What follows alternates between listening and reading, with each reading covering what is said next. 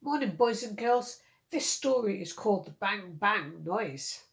I'm trying to sleep, shouted Mr. Mouse as he rested his head upon his bed. Mrs. Mouse, did you hear that bang bang? Who is it coming from my head? Mrs. Mouse was not in the house but in the garden instead. She was busy digging up weeds and planting many trees. Oh, that will look nice when it begins to grow. A fine looking garden with shrubs will soon show.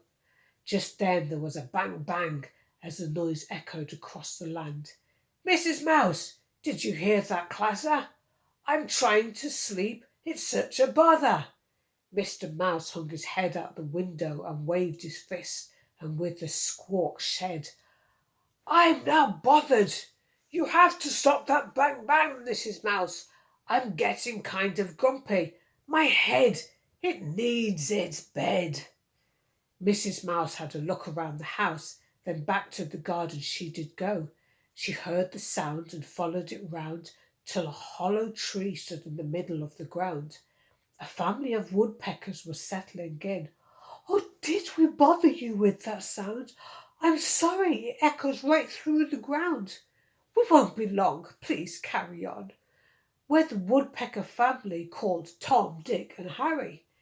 Mrs. Mouse shouted hello as she smiled and waved. I really hope you enjoy your stay. Please excuse Mr. Mouse. He's in the house trying to rest his weary head. Oh, dearie me! We'll unpack our things and hollow out the tree. The bang bang must be so loud and stop Mr. Mouse from a snooze in the house. Mrs. Mouse said a big thank you and went back in the house. It's okay, Mr. Mouse. It's new neighbours settling in their house. The bang bang will soon be gone and you can sleep all day long. The end. Now, when you get grumpy, you know you need to sleep, just go and lay down and rest your head.